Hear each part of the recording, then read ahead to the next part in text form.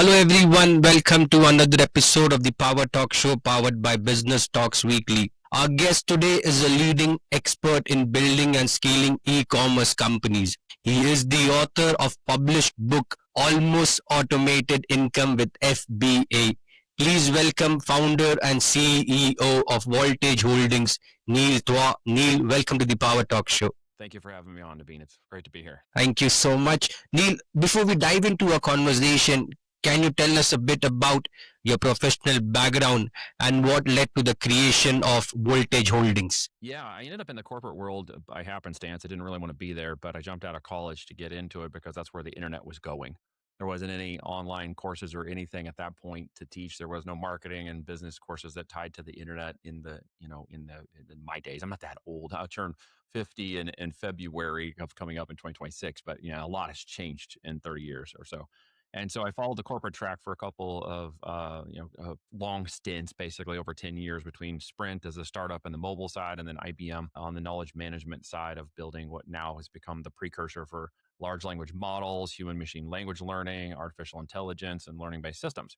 And then jumped into my own stuff in 2007. So I've been at this for about 18 years. Online, offline businesses, oil and gas, mobile, high tech, media, and then into the physical products and brand space about 12 years ago. Because I kind of took that online experience that I had with the building brands, lead generation, et cetera, and then moved it into a physical product business world, which was creating those products, trademarks, et cetera, for ourselves, intellectual property, building our own brands, inventory based model, and then have really had a lot of fun and a lot of success building those over the last 12 years across multiple channels, Amazon, FBA being one, and then TikTok, Shopify, and even retail channels. Pretty much wherever the customer goes, we want to touch them as many places as possible. So every brand we launch or optimize or scale is going through those channels. And really the ultimate is the exit to build up a high valuation company that has a intrinsic value that an investor, a business, or group would want to acquire.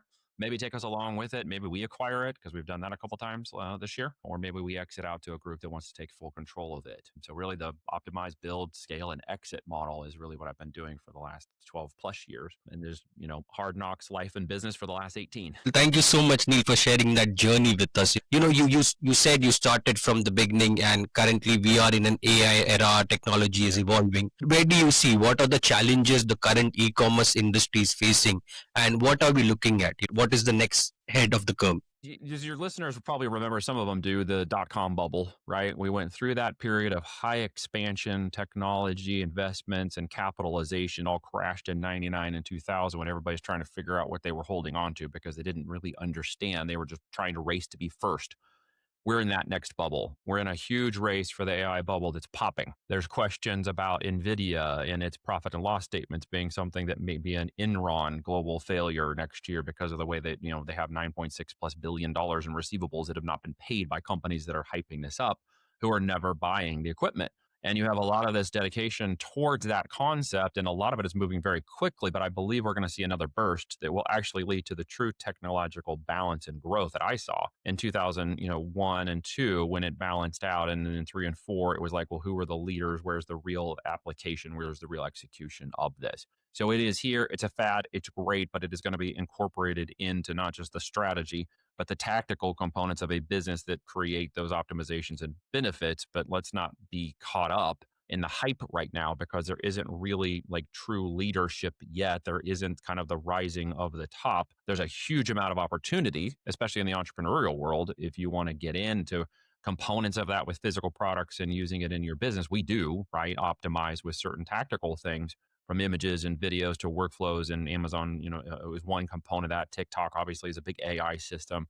Andromeda on Facebook is being used a lot more as an AI system of learning for media management with our Shopify channels. And retail is probably the last to adopt it. They're the oldest school paper book invoicing, paid balance, receivables in 120 days kind of business model. They're way behind in terms of any AI adoption at that level, although they're trying to adopt it at their business level. So all that said, in 30 seconds or less, which is a lot to say about AI right now, I think we're going into a bubble that is bursting in 2026. But what will come out of it is the real foundation of use in AI in a practical business, revenue to profit generation that we're seeing, blow up because of the hype that's been pushed around it. Wow, that's very interesting, Neil. So, how does or will it have any impact to marketplaces like Amazon, Alibaba, eBay, and other marketplaces out there? Absolutely, and it's going to be different by marketplace, right? There's different buyer demographic psychologies. There's different, marketing and initiatives that are walling in certain areas. Like Amazon was actually down in the fourth quarter of this year, while TikTok surged and others surged because their open platforms allow the engines, Perplexity, OpenAI, et cetera, to scrape their information, pull it, and then redisseminate it. Even YouTube is allowing that more, but Amazon's kind of walled itself in a bit more with its Rufus and Cosmo engines. And I think they're going to find in this year, they're going to have to open that up more because more traffic is pummeling off of Amazon into TikTok and other locations for the first time in this fourth quarter we're seeing ever in the history of selling.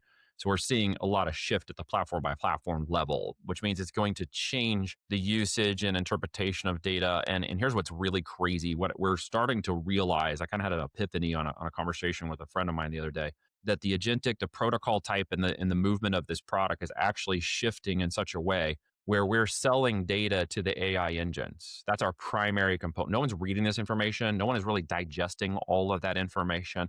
They're making purchase decisions at a glance, at a predisposed amount of activities that they then decide how they're going to buy that particular product on whichever channel causes them the less friction or gives them the best output. But it really is everything that leads to that moment is engine to engine competition now. It's data to data ran. It is selling data to AI engines who are then using all of that information that no one's reading or turning through to then make the fastest, smallest segment of information in front of that customer to get them to buy whatever product it is in the fastest amount of time. Yeah, And then they're pulling absolutely. those agents and shopping agents together to make it go even faster. So, what we've been doing for the last year and what I've been talking about to summarize is that we sell data to AI engines. It sells physical products and information to the customer. That's my customer now. In 2026, I'm only doubling down on that and how we do it and how we sell information to these intelligence engines. Very interesting. And I want to head back a bit where you mentioned about YouTube, TikTok, and other platforms Yes. offering e-commerce. So Yes. where do you see the adoption is actually increasing? Because marketplaces as Amazon were dominating, but right now YouTube, TikTok, Shopify, and even Instagram, you can have an shop built on Instagram. Do you see any adoption there where people are buying on such platforms? Yeah, I see the social commerce of TikTok finally making a giant move this fourth quarter with over 19 billion in sales so far. It is leading the social commerce engine. The affiliate maturity is now occurring as more and more affiliates are getting higher GMVs every month than they were this time last year, just due to the push and segmentation of that on the influencer side. And then you have now live video stuff that's happening where TikTok is really pushing its algorithm to push those lives. It's kind of becoming a mini QVC. I talked about this a couple of years ago on other podcasts that the idea of online shopping and to the QVC style customer, the actual, QVC shows and other, shows that sell products that so much of the older demographic has been using is now being replaced by TikTok live shopping. And so a lot of that movement is happening to pull that social commerce, that QVC online style buying that so many people who have money can do and adopt. And it's not just the teenagers, twerkers, and stuff on TikTok anymore. And it's not a $20 product you can buy anymore. You can buy the $100 to $500 products on TikTok now. So I really say the creative component of what's pushing in 2026 is going to be TikTok in that creator side. Amazon is still a demand capture platform, but like I mentioned earlier, they got to stop walling themselves in so much that they're losing traffic and competition to places like Walmart.com, which is now seeing about 20% of its online traffic coming from those search engines, right? Which are now embedded in all of those the new search engines, basically, which are embedded in Siri and all of these, Alexa and GPTs all around the line from Perplexity to OpenAI, et cetera. They're seeing like 20% of that. So Amazon's going to have to really figure out how to make sure it stays in that competition, or it's going to stay a second platform in terms of growth next year. And TikTok is going to continue to grow at a rate that will somewhere in the future overtake Amazon. But make no mistake, it is not Amazon's behemoth yet, right? They're a $700 billion company, but it is certainly eating away at that opportunity. And they're not doing the creator platform any way, shape, or form as well as TikTok is. In fact, when the whole acquisition thing came out, we were kind of going, hey, I wonder if Amazon's going to buy TikTok because that is the right way to reach the creator platform. Amazon's creator platform is not doing so well, not in the same capacity or growth models. At this point, Amazon is still the dominant force, right? But they are less market share retail now. They're about at 40% market share retail due to changes in that. And I think they're going to, figure out that that's a problem Chinese sellers really made a tough run at it on Amazon over the last 5 years, but that is stopping now and being reversed due to policies that have been put in place in the last couple of months. They will force Chinese sellers off the platform or into other ways to sell because they no longer can hide from the taxation like they used to do. American sellers were burdened by it. Chinese got away with it, but that stopped. So there's a huge growing opportunity in that segmentation of Amazon as we're going platform by platform in your answer. That is growing now that we see, and we're deploying a lot of capital into that growth because there's a lot of areas that they were in that we play in the 50 to 150 up to $500 retail price point where they're like falling out very quickly. A lot of that traffic is now flowing into American-based brands. Amazon even reached out a couple of months ago and said, "Hey, we want to partner with you on this Launchpad NSI thing they have that they've completely revamped and made us a partner. We have direct competition to every other brand on the platform, and now as we're a top 1% seller in one of our categories, we have the brand, the representation. It's a brand I own and we control, right? And moving these brands out, open the doors to all kinds of incentives, lightning deals, brand controls. They're swooping up all of my U.S. based brands and giving us brand Amazon growth managers, which has never happened before in 12 years. They're changing to control more US based product movement and sales for companies that are owned in the US, right? Which is a huge incentive for those of us who are in the US, right? Which is amazing. Yeah, amazing. And as we are on Amazon, Neil, I would like to talk about your book, Automated Income with FBA. What inspired you to write the book, and what a benefit the reader can get from your book? Well, it's not the hopium guru Amazon sellers kind of mindset at all. We're business building with an exit in mind. Amazon's only one sales channel, but it is an automation machine from a fulfillment, organization, analytical back end, right? Planes, trains, automobile, logistics, freight management and stuff. They automate so much of the product process and movement process at scale. And with that validation or incubation of a brand or growth brand within Amazon, I can now take that automation platform that is behind it and I can drop it into Shopify and TikTok and Etsy and even Walmart.com, where all of my logistics management and just-in-time freight is handled by their systems, okay, oversight and management by us.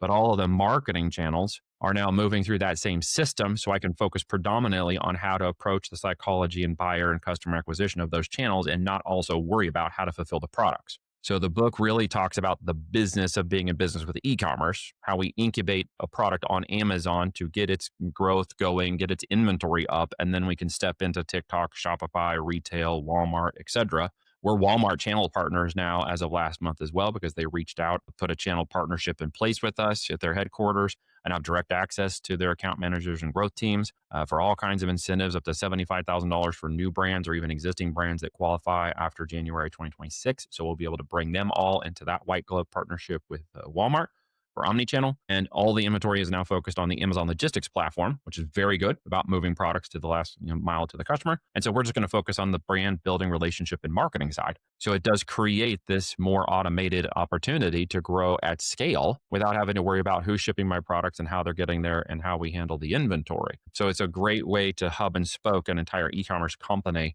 while not having to worry about a lot of logistics and freight and management concerns that's handled by Amazon. Absolutely. Neil, I want to understand from you as an entrepreneur and founder, what has been your biggest lesson so far?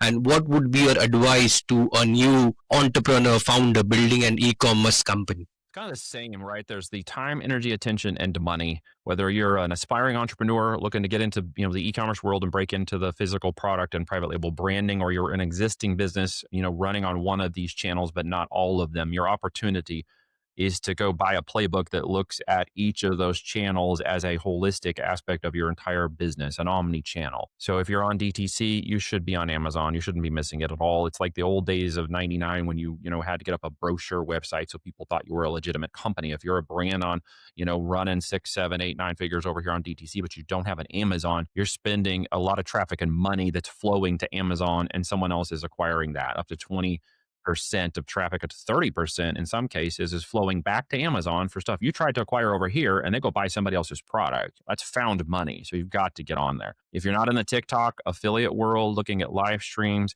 and GMV max ads correctly, you're missing an entire opportunity for demand creation through the TikTok platform, which will flow back into omni channels. And even retail is still huge. It's still the larger segment of all sales. outside of e-commerce. So you should look at retail. And we have a retail relationship with someone who's built major brands, including Potpourri, that goes out and helps us break the doors down, manage the operations, and go retail for those who might want to see what retail looks like. You need to consider each of those if you're a beginner. I take you to Amazon because it's easy to understand the marketing and business relationship, and they handle the fulfillment. So you're not trying to juggle how do I ship my products, which is a big problem. And you're not trying to figure out how to run paid traffic because Amazon's an organic engine where there is PPC traffic, but I teach you how to do that anyways. And then you incubate that brand in that first channel and prove that there's a market that wants it for you because there's a 200 million person ecosystem buying, at 5 billion impressions a month. They're buying over 6,000 units a minute, up to 9,000 during this fourth quarter, which is insane. And if you can prove it on that largest e-com channel, it will back into TikTok and Shopify and Walmart and so on and so on. And then whenever it works, you take those hero products and you move them. If you're the existing entrepreneur, you should be omni-channel next year, or you're going to be losing market share and brands to people who are doing it. You're going to be behind. And it's going to be a big year next year for those who figure this out. Wow, that's an amazing takeaway, for entrepreneurs and founders trying to come into the market space. Thank you so much for sharing that. Neil, what is your vision with Voltage Holdings? Where are you looking at for the next 3-5 years? So Voltage is predominantly where we've done our management and consulting. It's where we hold our brands. It's a holding company. I've got 12 brands we own in there and 12 brands, where are we at? 23, I've kind of lost track. And stuff we own directly in Voltage as an owner, operator, and things that we actually control or manage within other businesses. We handle the daily, weekly, monthly controls. And I have about another 40 clients or so who are in direct consulting and management with us on their direct brand. That is what we're doing next year, is really taking them into TikTok, Shopify, and omni-channel. We've been working predominantly with many of them to grow that Amazon FBA channel first. But in 2026, we're going to be leading the charge with them to get all of their brands, because mine are, into multi-channel growth, to give them that opportunity to really have a max exit. So Voltage is really going to stay on that focus. However, I am launching caimandata.com, CAIMAN data.com, which is our software engine we've built internally that we use and operate as a product development platform. So we discover, build, optimize for scale on that platform. And now I'm moving it out to a front end. There'll be 3 plans for those on the self-serve side, 2 plans for those who might want the business mentoring and coaching side to go faster. If you're an aspiring entrepreneur and you want to go after 7 figures and build your business, or you have a business that's growing and you're trying to get to 7, 8, 9 figures, you want to talk about exit and consultation and evaluation for exit, acquisition strategies, M&A side for that. What can I do to maximize my business, and how do I get through that roadmap? We're working at each of those levels more deeply through that platform in the coming year.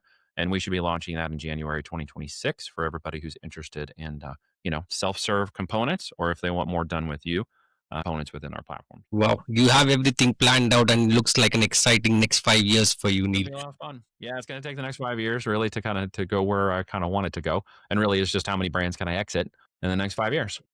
Amazing. Good luck with that. Neil, one final question, and I ask this to all my guests. What one piece of advice did you got that changed your perspective professionally and personally? If I can see my opportunities above my excuses for not doing it, not trying it, or not risking it, I would probably have greater rewards sooner, and I would probably have a smarter experience path with a little less pitfalls. But, we're going to get that experience through wisdom. So the greatest thing I've ever really understood is it is better to experience something imperfectly, learn through it, and gain that wisdom than to have never tried and failed at it at all. And I failed big. I've gone bankrupt. So I know what it means to fail very big and then build back from that in a different, more wise way. So I understand the boundaries that many people are afraid of to try in business. I've already broke through all those boundaries. So there's nowhere for me to go really, but continue up in my experience and wisdom. So I would just challenge people to, not let their excuses trump their opportunities, because if you think there's a perfect path, there is not a perfect path. There is no perfect answer. There is only imperfect action, and something perfect happens along the way. Wow, that's very interesting take. Is only imperfect action. Neil, thank you so much for sharing that insightful conversation with us. It was wonderful to have you on a podcast today. Well, I'm honored to be here. Thank you for inviting me along.